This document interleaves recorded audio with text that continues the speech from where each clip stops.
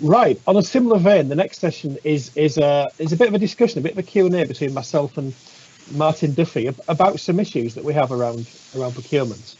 So, for those of you that know Martin, I think many of you will. Martin is now the chief executive of LCRIG, the Local Council's Road Innovation Group. But he's been around even longer than I have actually in the industry and in contracting. In fact, I think his first job was making tea for Isambard Kingdom Brunel. So he's got a lot of experience here. So I've got some questions I'm going to place to him, and I'm just trying to get his perspective as somebody that's maybe spent most of his time on the other side of the fence as a contractor rather than a local authority person. And I hope this will help us all think a little bit more about how we procure services. So come on, Martin, here we go. Number one then, from a supplier's perspective, what do you think are the major barriers to selling technology into local authorities? I think, first of all, thank you very much indeed for the invitation to come and speak at this event, Darren. Greatly appreciated. And I hope I can get across during some of these responses to questions that you're going to ask, some of the things that we're doing within LCRIG and the importance behind the changes that we're looking to create there, because they relate directly to any service within the highways function. Not just technology, not just the construction act, the act of construction itself, but right across the piece. I think in terms of barriers to selling a technology, that SMEs and other businesses face, to be quite honest, there, and at the most basic level, I'm going to say it sort of sits right in the heart of procurement itself, which is that of the tender. The Crown Commercial Service. First of all, Crown Commercial Services, the SQ.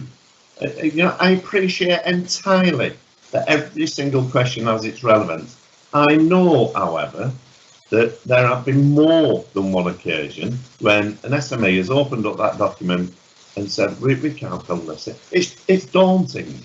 It is daunting. Now, I'm not suggesting for a moment that we should change the requirement of the SQ. But what I do believe we should be doing is working with particularly the smaller businesses to help them through that particular process. We then get into the tender proper itself, and just because the client may be well versed in the subject matter and want to demonstrate or does demonstrate that great depth of technical knowledge and skill, and that can sometimes come over in the question. It's difficult to understand. But by the market, and therefore the client gets a whole array of different types of responses back because it's been interpreted slightly differently from the market. I think we still have some degree, Darren, of we know best. The client that will be good doctor and surgeon and all. So that it was pleasing to hear Mark talk about the need definitely to move away more towards the outcome-based specification as opposed to that of input. So from a technology perspective, we should perhaps be saying that we are looking for a technology-based solution that will improve traffic flows at X, Y, and Z, as opposed to, the installation of a radar system or whatever else that might be. So moving progressively towards that outcome-based specification, I think will only generate more and more innovation within our sector. The private sector too, as well, often look at these opportunities and decide that it's a no bid for them because of the potential cost involved in it. Now, that can often be based upon the size of the document, how many questions are being asked in the tender, how difficult that the SQ looks like. And I'm afraid it really is at a basic level, but it does put businesses off. We've got to bear in mind, SMEs, it's not like some of the businesses, the large businesses I've been fortunate enough to work for in my career, where I'd have a big team of 15 or 20 people sat under me, who will be mucking in order to respond to a particular tender opportunity. In these smaller businesses, the person who's responsible for crafting the responses to the bid is also the MD, is also the head of health and safety, he or she is also the head of environment. So they have to multitask, and they don't have that same ability to be able to get messages over perhaps as clearly as some of the larger organisations, which is why we're still in danger of appointing organisations to our tenders who are best able to write the best response, i.e. can respond best to the question, as opposed to produce the right the right outcome that clients are actually looking for. We often find as well, don't we, Darren, that we have the market saying, well, I didn't know anything about the framework, I've missed it. So now they've got to wait 4 years before they can get access again to a particular framework. But I do know that the one sort of thing that I wanted to raise in this session was, and again, some on the session might consider it's very minor, and we've talked about these frameworks that do exist, and they do indeed, and they often exist with a phrase along the line of, there is a 2% management charge payable by suppliers, and this is not to be passed on to customers. Who do we think is paying for that? Where do we think this magic 2% is coming from? The suppliers are either putting it on their rates in the first place because they can't bear the cost of 2% of their profit levels when they're looking to break into the sector in particular. So I find that that's one thing that I'd really like to see public sector move away from, and that's exactly what we've done within LCRIG, where we've procured a framework along these lines that I've described, where we engage massively with the SME market. We brought them up to a certain level, a certain speed. They were able to respond easily to relatively straightforward questions within the tender, and we've ended up with 12 great partners on the tender. And it's open to the whole of local government, but there is no cost to the use of that framework. LCRIG are prepared to do two things with it. One, which is give open access to the framework partners appointed, and the second is to give the documentation away.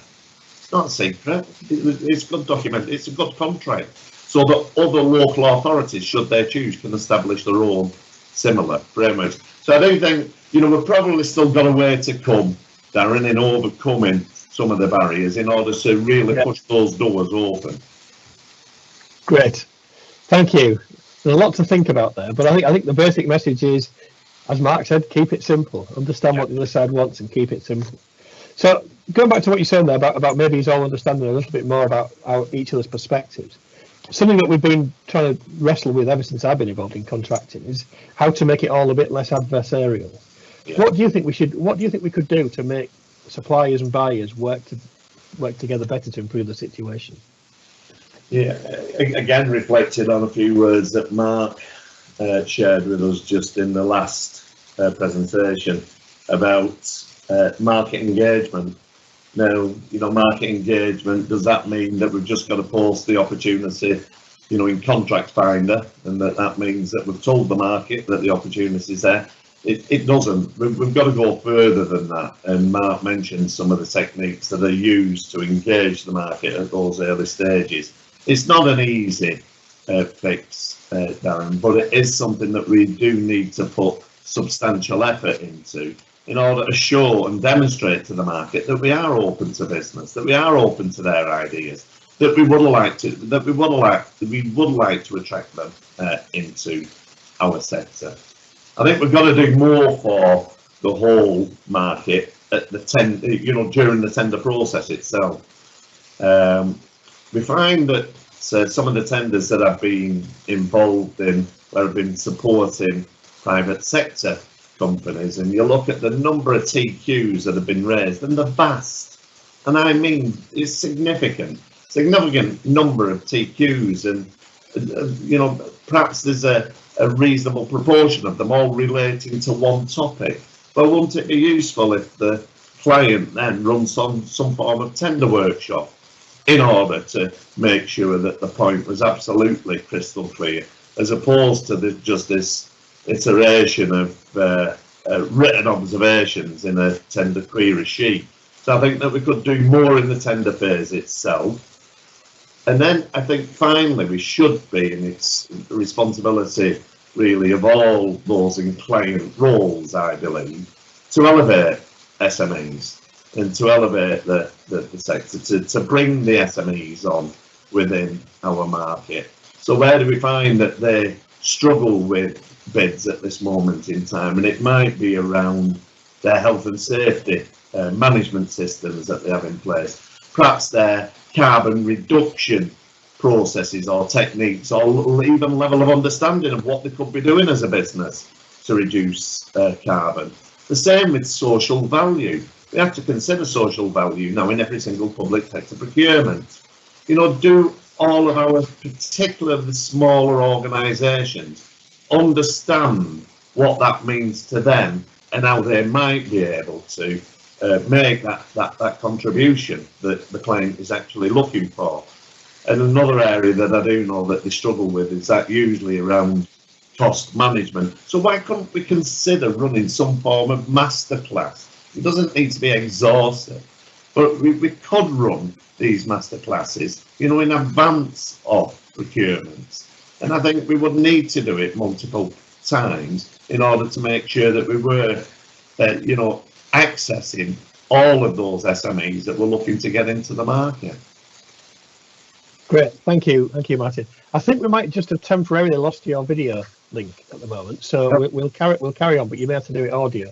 Clearly, one of the large suppliers doesn't like what you're saying about SMEs, so you're being gagged. But let's carry on. So we've only got a few minutes left. So what I wanted to finish with really is just one or two quick observations about how we can make it easier for SMEs, how we can give them the confidence to get into the high-risk technology market.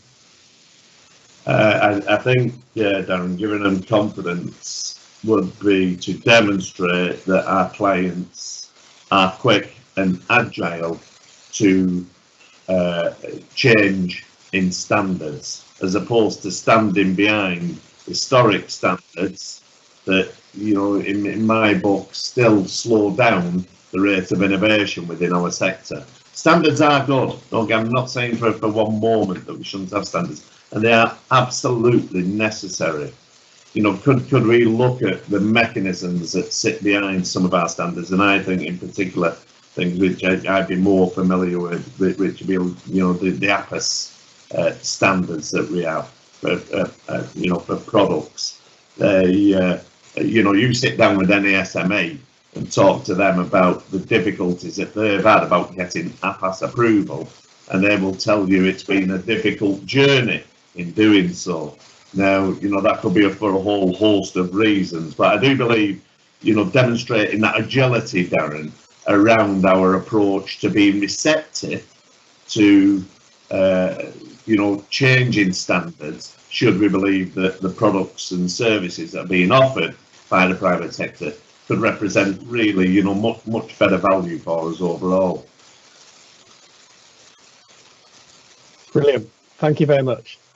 A huge amount of insightful stuff there, some controversial stuff as well, which I'm really pleased. I knew you'd do that for me, and I think there's a lot for us all to think about there. And I think yeah, there's a challenge, and hopefully the guidance we're producing today helps with that. The work that LCRIG is doing, I know, helps with that as well. Hopefully we're on the right track. So thank you very much.